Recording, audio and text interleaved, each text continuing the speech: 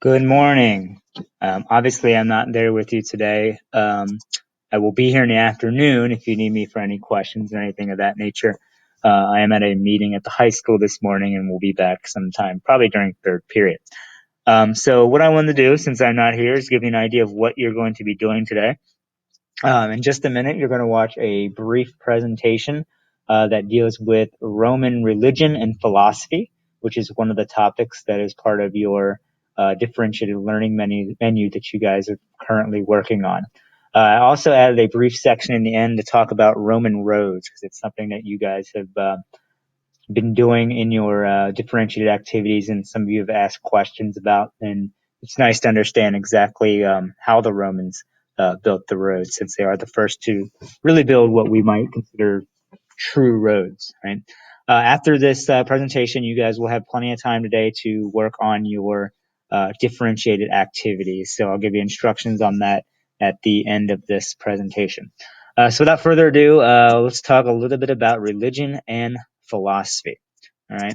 The first thing you have to understand when we talk about the Roman gods and Roman religion is most of what Roman religion is based off of Greek religion.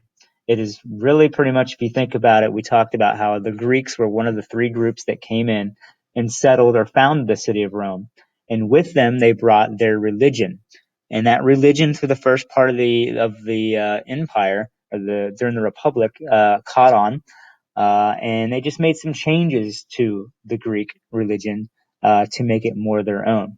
Now, as time progresses and Christianity arrives late during the empire, you're going to see a big shift, because we go from Romans who were largely polytheistic, who believed in many gods, who, when Christianity begins and the arrival of Jesus, start to believe in monotheism, a single God.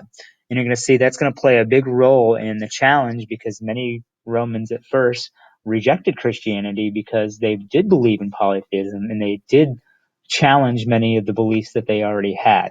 But that's a lesson we'll get into later as we get into Christianity next week. So the main things you need to know is the Romans believed gods controlled all parts of their life, just like the Greeks did. They believed that there were gods that were meant to protect the empire. And they also believed in spirits that controlled their households and protected their families. So there's lots of different gods that they believe in who had control over many different things, just as the Greeks did. So what the Greek influence is here is basically the Romans literally took many of the gods that the Greeks had and gave them Roman names. And many of those names you will notice are common names for our planets now, because we then later stole them for our planet names. So this idea of stealing influence from different cultures is nothing new. There's an activity in your differentiated activity that asks you to look at the names of the Greek gods and compare them to the names of the Roman gods. So I'm not going to go through all of those here, but just to point out a few, Zeus, who of course is the sky god, or the head of the gods in Greek culture, his name is Jupiter in Roman religion. Aphrodite, who's the goddess of love and beauty, is Venus in Roman translation. Another interesting fact to note is the Romans actually started a policy, you could say, starting with Augustus, who was the first true emperor of Rome, if you remember, after the Republic fell. They started officially making the emperors to be seen as gods. They were seen as godly. They were to be worshipped as gods above human. And that's how it was seen. So you had a new god every time there was a new emperor. So just keep in mind that many of these emperors were seen as divine. They were seen as godly by the people, or at least they were told to. Obviously, I'm sure there are people who commonly would disagree. So to honor the gods, the Romans did several things. They prayed to the gods, just as Christians do today. Food was offered up to the gods, so a form of sacrifice.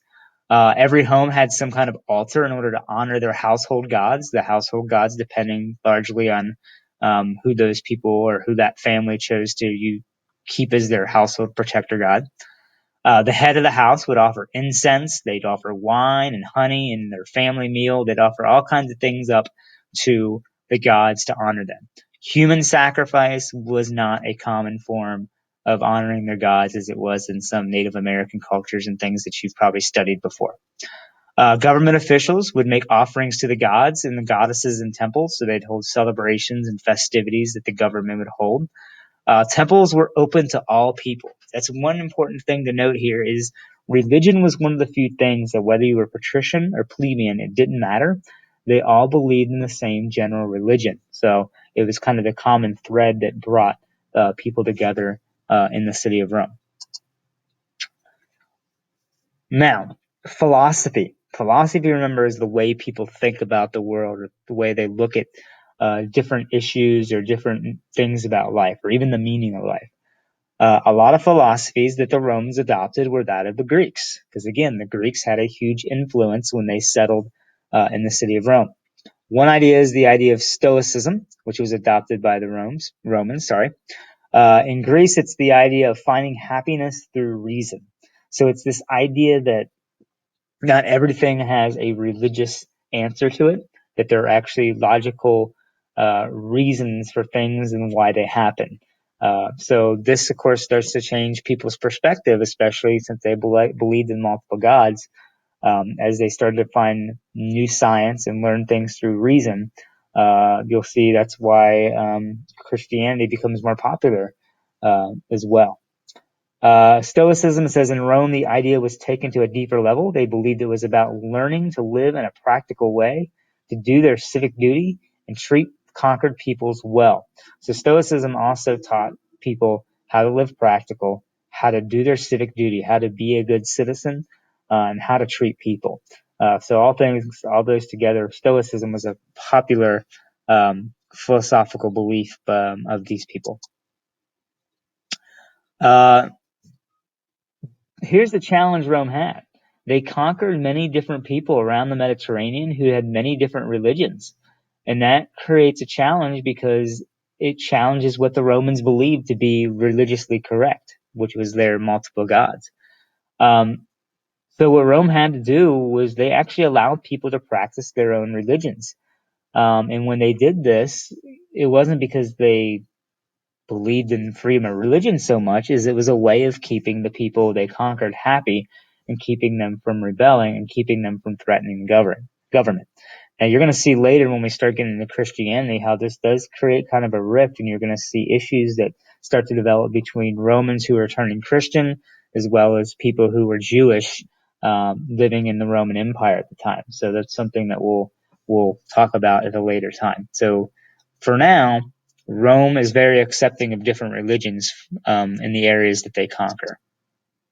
So that's the basic thing that I wanted to cover about religion and philosophy today. Again, there's not too much to talk about since we already talked about a lot of it when we talked Greek culture, because the Greeks, or the Romans again, pretty much took much of what they believed religiously from the Greeks.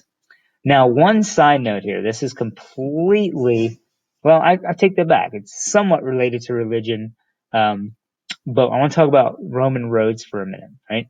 The reason it's first off related to religion is when Christianity comes about, one of the biggest reasons Christianity will spread so fast to the Roman Empire is through these roads. Because the roads reached all parts of the empire, traveling priests and people were allowed to travel to different areas of the empire and spread the word of Christianity. So a combination of these roads being developed and eventually later, very late in the Roman times, the printing press, those two things combined, being able to print and copy Bibles and being able to travel to spread the message, allowed Christianity to spread extremely fast. It is not far-fetched to think that if Rome did not have the amount of roads it did and the trade network and the transportation network that it had, that very, very possibly Christianity might not be as popular a religion as it is today. So it's interesting to think how one simple thing like a road impacted the spread of a religion.